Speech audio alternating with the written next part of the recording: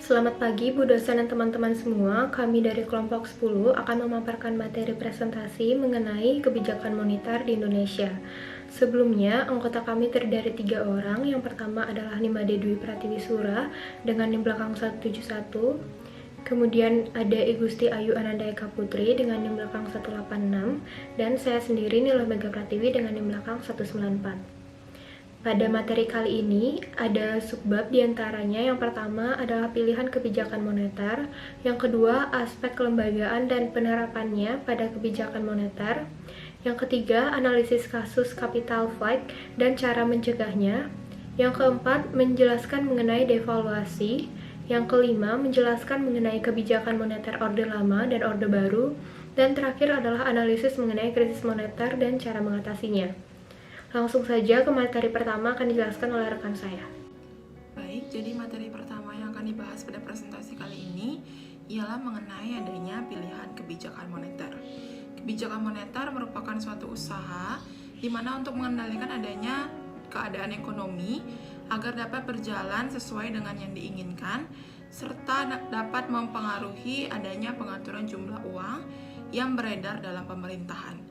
Usaha ini dilakukan agar perekonomian menjadi baik, di mana baik yang dimaksudkan ialah tercapainya kestabilan harga serta inflasi, serta terjadinya peningkatan output pada perekonomian.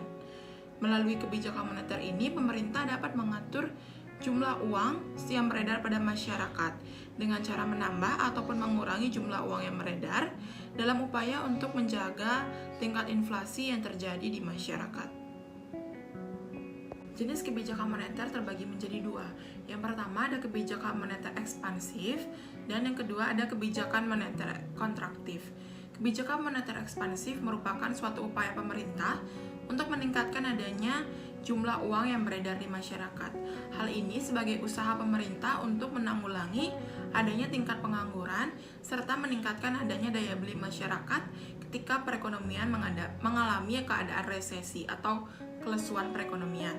Sedangkan untuk jenis kebijakan moneter kontraktif itu merupakan kebijakan moneter di mana pemerintah mengurangi jumlah uang yang beredar. Pemerintah dapat memberlakukan adanya 3 instrumen dalam kebijakan moneter, yaitu yang pertama ada operasi pasar terbuka, yaitu yang kedua ada fasilitas diskonto, yang ketiga rasio cadangan wajib. Namun di luar ketiga instrumen ini, pemerintah juga dapat melakukan adanya himbauan sosial. Yang pertama mengenai operasi pasar terbuka. Operasi pasar terbuka merupakan cara pengendalian uang yang beredar dengan cara menjual ataupun membeli surat berharga pemerintah. Ketika pemerintah ingin menambah uang, maka pemerintah akan melakukan penjualan terhadap surat berharganya. Namun ketika ingin mengurangi jumlah uang yang beredar, pemerintah akan menjual surat berharganya kepada masyarakat. Contoh dari surat berharga dari pemerintah ini ialah surat utang Bank Indonesia dan juga surat berharga pasar uang. Untuk yang kedua ada fasilitas diskonto. Fasilitas diskonto ini merupakan suatu pengaturan uang yang beredar dengan memainkan tingkat diskonto pada bunga bank sentral bagi bank umum. Bank umum terkadang mengalami adanya kekurangan uang sehingga diharuskan untuk meminjam kepada bank sentral. Untuk membuat jumlah uang bertambah, pemerintah akan menurunkan suku bunga dari bank sentral itu sendiri. Dengan bunga pinjaman yang lebih murah, maka keinginan bank-bank untuk meminjam uang dari bank sentral akan tentunya menjadi meningkat. Namun sebaliknya, ketika pemerintah ingin mengurangi jumlah uang yang beredar, maka pemerintah akan menaikkan suku bunga dari bank sentral ini dengan tujuan untuk mengurangi keinginan dari bank-bank umum untuk meminjam kepada bank sentral. Untuk yang ketiga ada rasio cadangan wajib. Rasio cadangan wajib merupakan cara untuk mengatur uang yang beredar dengan memainkan jumlah dana cadangan perbankan yang harus disimpan pada pemerintah. Untuk menambah jumlah uang, dana cadangan pemerintah akan menurunkan adanya rasio cadangan wajib. Namun ketika pemerintah ingin menurunkan jumlah uang yang beredar, maka pemerintah akan menaikkan risiko tersebut. Untuk yang keempat ada himbauan moral. Himbauan moral merupakan kebijakan moneter untuk mengatur jumlah uang yang beredar dengan cara pemberian himbauan kepada pelaku ekonomi. Contohnya, menghimbau perbankan untuk memberikan kredit secara hati-hati guna untuk mengurangi adanya jumlah uang yang beredar, serta menghimbau agar bank meminjamkan uang lebih ke bank sentral untuk memperbanyak jumlah uang yang beredar pada perekonomian. Untuk materi selanjutnya mengenai analisis aspek kelembagaan pada kebijakan moneter di Indonesia. Kebijakan moneter di Indonesia merupakan suatu kebijakan yang diambil untuk mengatasi terjadinya inflasi di Indonesia. Langkah kebijakan moneter di Indonesia ini dapat diambil pemerintah melalui suatu lembaga. Lembaga tersebut ialah Bank Sentral Indonesia, yakni Bank Indonesia. Bank Indonesia merupakan bank yang mempunyai hak monopoli untuk mencetak dan mengedarkan uang sebagai alat pembayaran yang sah dalam sebuah negara. Tujuan bank sentral itu sendiri ialah mencapai dan memelihara adanya nilai kestabilan rupiah.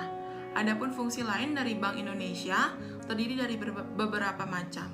Yang pertama sebagai bankers bank, yang kedua sebagai bank pemerintah, yang ketiga mencetak uang dan penyediaan uang bagi perekonomian, yang keempat mengatur pasar uang dan pasar modal, yang kelima mengawasi bank-bank dan lembaga keuangan, dan yang keenam serta terakhir ialah melaksanakan kebijakan moneter di Indonesia.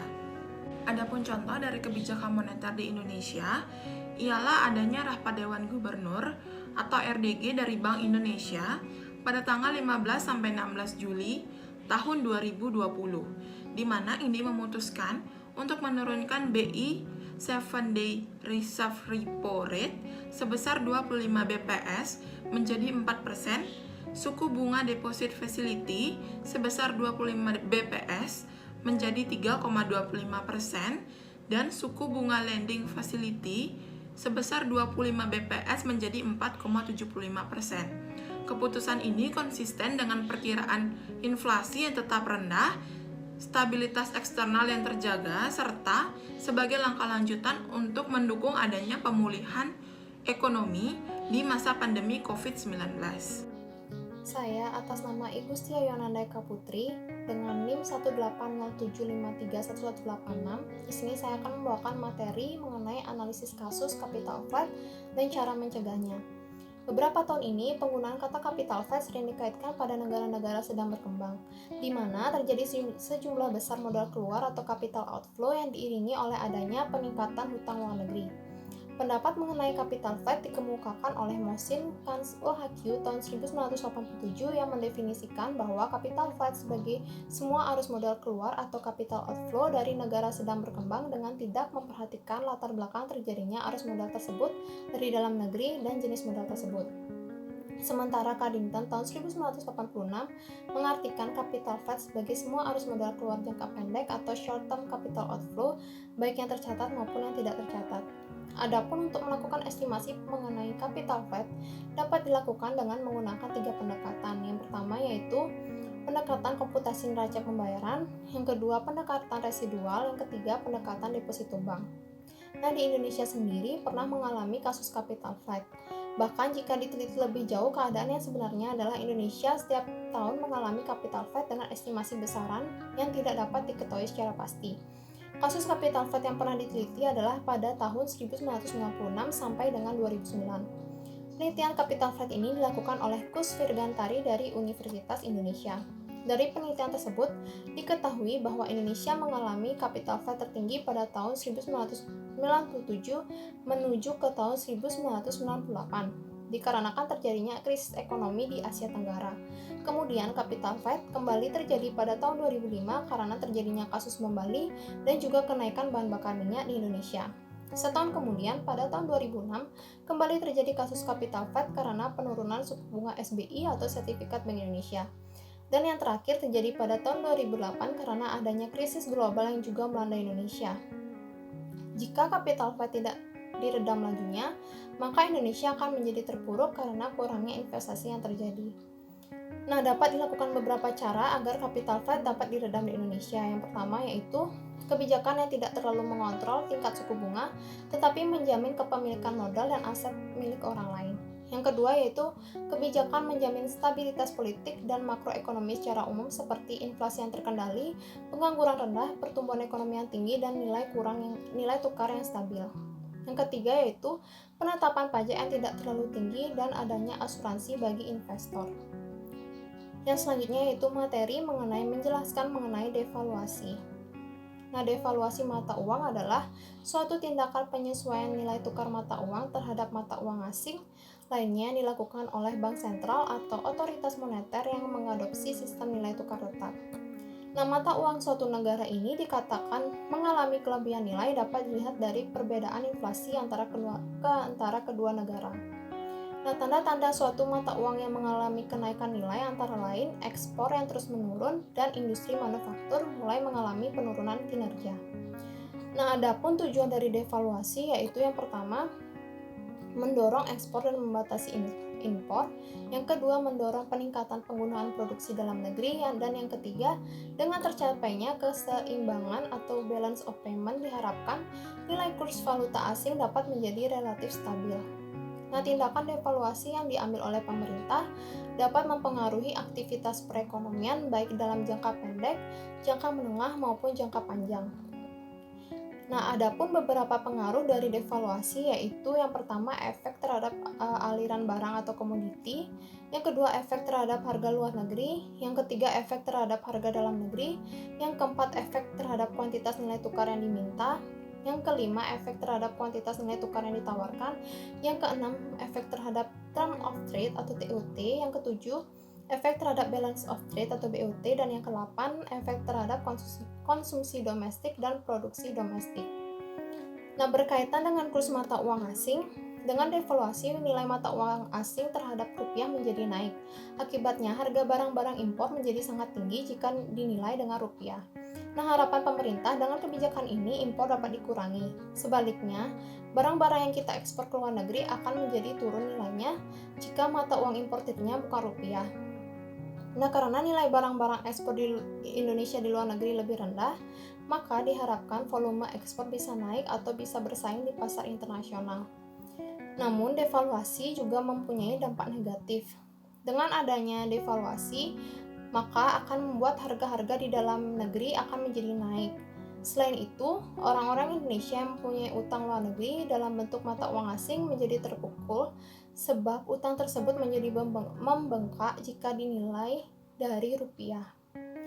Nah, contohnya yaitu utang Adi sebesar 1 juta US dollar apabila ia bayar utangnya sebelum 15 November 1978, ia harus membeli US dollar dengan kurs 1 US dollar yaitu 400.000 rupiah. Nah, jadi Adi harus mengeluarkan uang 400 juta. Namun apabila ia harus membayar utangnya setelah 15 November 1978, Adi harus mengeluarkan 650 juta. Ini berarti devaluasi mengakibatkan utang Adi bertambah dalam nilai rupiah sebesar 250 juta dan tambahan utang ini dapat mendorong Adi untuk menaikkan harga barang. Sekian presentasi dari saya. Terima kasih. Perkenalkan, nama saya Nilo Mega Pratiwi dengan NIM belakang 194 dan absen 28. Di sini saya akan menjelaskan materi mengenai kebijakan moneter pada Orde Lama dan Orde Baru. Yang pertama adalah kebijakan moneter Orde Lama. Kebijaksanaan pemerintah pada masa ini lebih diarahkan kepada proses perbaikan dan pembersihan semua faktor dari unsur-unsur peninggalan, terutama dari paham komunis. Selain itu, kebijaksanaan pemerintahan dalam mengupayakan penurunan tingkat inflasi juga masih sangat tinggi. Kebijakan ini cukup berhasil menekan inflasi dari sekitar kurang lebih 650% menjadi hanya kurang lebih 10% saja. Itu merupakan suatu prestasi ekonomi yang tidak kecil, di mana kebijakan di bidang moneter dengan tujuan untuk menaikkan hasil produksi nasional serta untuk menaikkan daya saing komoditi. Ekspor pada masa Orde Lama ini menjadi lemah karena yang pertama adanya inflasi yang besarnya rata-rata 34%, sehingga komoditi ekspor Indonesia menjadi mahal di pasar dunia. Akibatnya, kurang dapat bersaing dengan produk sejenis dari negara lain. Kemudian yang kedua adalah adanya resesi dan krisis dunia pada tahun 1979. Kemudian pada kebijakan pada awal masa Orde Baru. Di awal Orde Baru, Soeharto berusaha keras untuk membenahi ekonomi Indonesia yang terpuruk dan berhasil untuk beberapa lama. Kondisi ekonomi Indonesia ketika Soeharto pertama memerintah adalah keadaan ekonomi dengan inflasi yang sangat tinggi, yaitu sekitar 650% setahun. Untuk menekan inflasi yang begitu tinggi, Soeharto membuat kebijakan yang berbeda jauh dengan kebijakan Soekarno. Hal ini dilakukan dengan menertibkan anggaran, menertibkan sektor perbankan, mengembalikan ekonomi pasar, memperhatikan sektor ekonomi, dan merangkul negara-negara barat untuk menarik modal. Setelah itu, dikeluarkan ketetapan MPRS nomor 23/MPRS/1996 tentang pembaruan kebijakan ekonomi, keuangan, dan pembangunan. Lalu, Kabinet Ampera membuat kebijakan mengacu pada TAP MPRS tersebut, di mana yang pertama adalah mendobrak kemacetan ekonomi dan memperbaiki sektor-sektor yang menyebabkan kemacetan, seperti rendahnya penerimaan negara, tinggi dan tidak efisiennya pengeluaran negara, terlalu banyak dan tidak produktifnya ekspansi kredit bank, terlalu banyak tunggakan hutang negara dari luar negeri, kemudian penggunaan devisa bagi impor yang sering kurang berorientasi pada kebutuhan prasarana. Yang kedua adalah debirokratisasi untuk memperlancar kegiatan perekonomian, dan yang ketiga adalah berorientasi pada kepentingan produsen kecil. Untuk melaksanakan langkah-langkah penyelamatan tersebut, maka ditempuh cara yang pertama adalah mengadakan operasi pajak. Yang kedua, cara pemungutan pajak baru bagi pendapatan perseorangan dan kekayaan dengan menghitung pajak sendiri dan menghitung pajak orang. Jadi, pada masa Orde Baru, Indonesia melaksanakan pembangunan dalam berbagai aspek kehidupan dengan tujuannya untuk terciptanya masyarakat adil dan makmur yang merata material dan spiritual berdasarkan Pancasila. Pelaksanaan pembangunan bertumpu pada trilogi pembangunan yang isinya meliputi hal-hal berikut, yaitu yang pertama, pemerataan pembangunan dan hasil-hasilnya menuju terciptanya keadilan sosial bagi seluruh rakyat Indonesia. Yang kedua, pertumbuhan ekonomi yang cukup tinggi, dan yang ketiga, stabilitas nasional yang sehat dan dinamis. Selanjutnya adalah analisis mengenai krisis moneter dan cara mengatasinya. Pada periode 1960 sampai 1965, perekonomian Indonesia menghadapi masalah yang berat sebagai akibat dari kebijakan pemerintah yang lebih mengutamakan kepentingan politik. Doktrin ekonomi terpimpin telah menguras hampir seluruh potensi ekonomi Indonesia akibat membiayai proyek-proyek politik pemerintah. Sehingga tidak mengherankan jika pada periode ini pertumbuhan penduduk domestik bruto sangat rendah, lalu inflasi sangat tinggi, dan investasi juga merosot tajam. Dalam menjalankan kebijakan moneter, Bank Indonesia dibebani multiple objectives, yaitu selain menjaga stabilitas mata uang rupiah, juga sebagai bank sirkulasi yang memberi pinjaman uang muka kepada pemerintah, serta menyediakan kredit likuiditas dan kredit langsung kepada lembaga-lembaga negara dan pengusaha. Besarnya defisit neraca berjalan dan utang luar negeri ditambah dengan lemahnya sistem perbankan nasional sebagai akar dari terjadinya krisis finansial. Bank Dunia melihat adanya 4 sebab utama yang membuat krisis menuju ke arah kebangkrutan. Yang pertama adalah akumulasi utang swasta luar negeri yang cepat dari tahun 1992 hingga Juli 1997, sehingga total kenaikan utang luar negeri berasal dari sektor swasta ini dan jatuh tempo rata-ratanya juga hanyalah 18 bulan. Sebab kedua adalah kelemahan pada sistem perbankan. Sebab ketiga adalah masalah governance, termasuk kemampuan pemerintah menangani dan mengatasi krisis, yang kemudian menjelma menjadi krisis kepercayaan dan keengganan donor untuk menawarkan bantuan finansial dengan cepat. Dan yang keempat adalah ketidakpastian politik menghadapi pemilu yang lalu dan pertanyaan mengenai kesehatan Presiden Soeharto pada waktu itu. Kemudian cara mengatasi krisis moneter, di mana peran kebijakan moneter dan perbankan dalam mengatasi krisis ekonomi itu yang pertama di bidang moneter, yaitu ditempuh kebijakan moneter yang ketat untuk mengurangi laju inflasi dan penurunan atau depresiasi nilai mata uang lokal secara berlebihan. Di bidang fiskal ditempuh dengan kebijakan yang terfokus pada upaya relokasi pengeluaran-pengeluaran untuk hal-hal yang lebih bermanfaat. Di bidang pengelolaan ditempuh dengan berbagai kebijakan untuk pengelolaan baik di sektor publik dan swasta. Di bidang perbankan ditempuh dengan berbagai kebijakan untuk mengurangi kelemahan dunia perbankan. Baik, sekian presentasi dari kelompok 10. Mohon maaf jika ada kesalahan kata-kata dan terima kasih.